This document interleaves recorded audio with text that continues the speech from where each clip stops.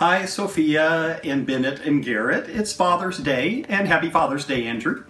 And I wanted to share my Father's Day present with you.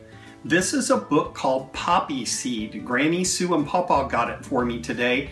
It was my favorite book when I was your age, and they had to look all over the place, but they finally found one. Granny Sue used to read Poppyseed to me every day when I was your age. So I wanted to read Poppyseed to you. So here we go. This is the book Poppyseed.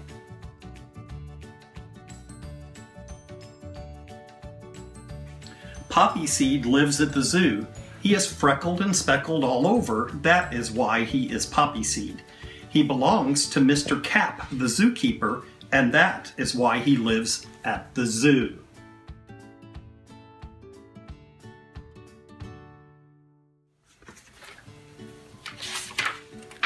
Poppyseed knows almost every kind of animal in the world.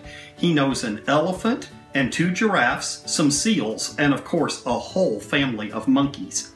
He has passed the time of day with a gorilla, a zebra, and a kangaroo, and there aren't many dogs who have done that.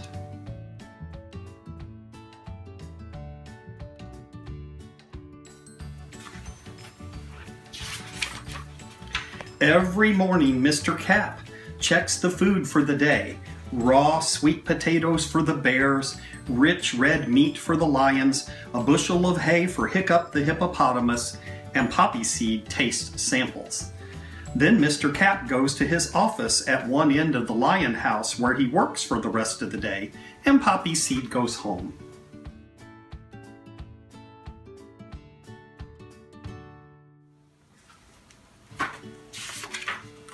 Home is a very nice house at the edge of the zoo.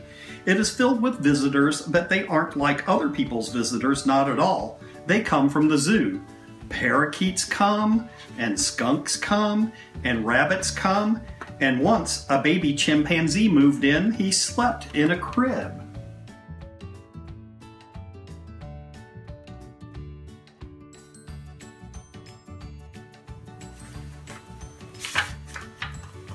Poppyseed always likes the visitors who come to his house, but long ago he used to feel a wish deep in his heart. Grrr, he would growl, I just wish somebody would look at me for a change. For you see, when there are lions and camels and parrots and seals and giraffes everywhere, who wants to look at a dog?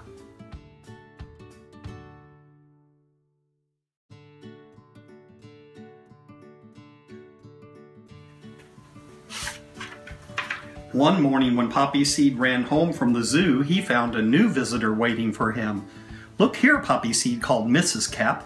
We have a lion at our house. Poppyseed poked the little bundle of fur with his nose. Gruff, he said softly. The baby opened one eye and yawned. Whatever shall we call him? Said Mrs. Cap. He's so pretty and brown. Then she clapped her hands. I know, she chuckled. We have a Poppyseed. How about a Cinnamon? And so Cinnamon was the baby lion's name.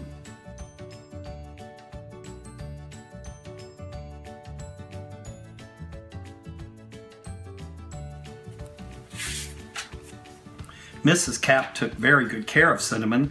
She fed him and cuddled him, and at night she let him sleep right next to her bed. Sometimes a whole day went by before she remembered to play with Poppyseed. That was bad, but something else was even worse. On sunny days, Poppyseed and Cinnamon wrestled in the backyard while the boys and girls from the zoo peeked over the fence to watch, and Cinnamon won every single time.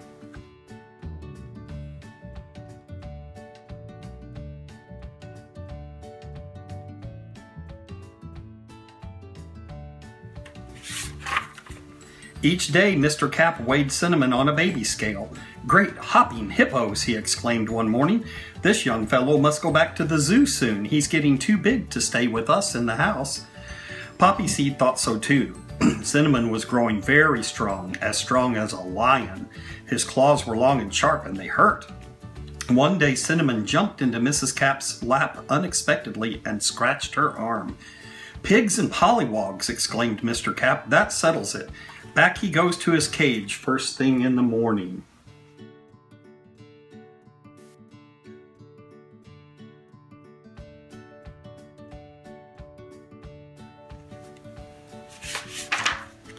So early the next morning, right after pancakes and maple syrup, Mr. Cap fastened a leash to Cinnamon's collar and away they went towards the zoo, with Poppyseed walking behind them, not too close. The birds were singing, the sun was as bright as a buttercup, and Cinnamon was going back to the zoo. It was as fine a day as Poppyseed could remember. Then a terrible thing happened. Cinnamon was tugging at his chain with all his might when suddenly the leash broke, and before you could snap your fingers and count to 2, he had scampered off towards a little girl who was playing by herself on the lawn.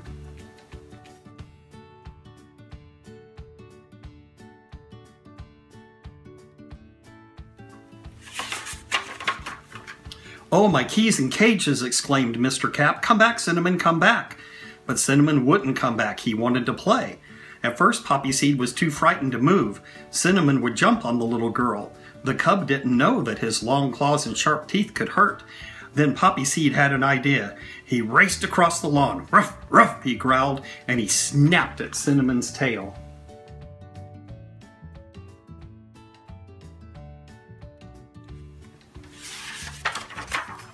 The cub whirled and jumped at Poppyseed.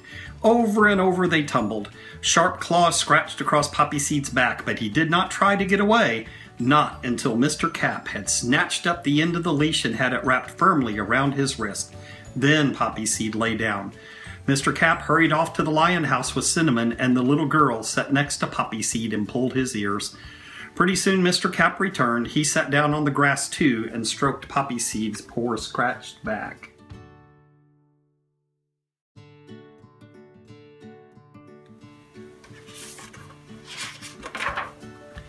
"By jumping Jingo," he said, "we have lots of fine animals in the zoo, but this is the first time we've ever had a hero. Brave dog, Poppyseed." Poppyseed felt very good. He felt as strong as an elephant, and as brave as a tiger, and as fierce as a rhinoceros. It can be a very fine thing to be a dog who lives in a zoo.